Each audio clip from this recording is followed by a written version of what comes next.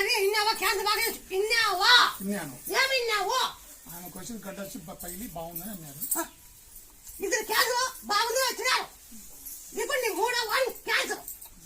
ఇది నాతో అవుతాయి.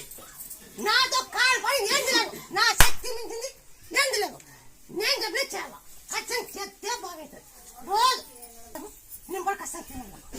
101 రోజు కాసుగా ఉడకబెట్టి ఉపవాసం ఉడకబెట్టి ఖచ్చితంగా బాగుంది. బాగా అయితే నిన్ను పట్టుకుంటావు. బాగా కాకపోతే నన్ను పట్టుకోవచ్చు. ఆ పొద్దు ఏం మాట ఇచ్చినావేమి మాట ఇప్పుడు డాడీ కింద ఖర్చు పెట్టినారా?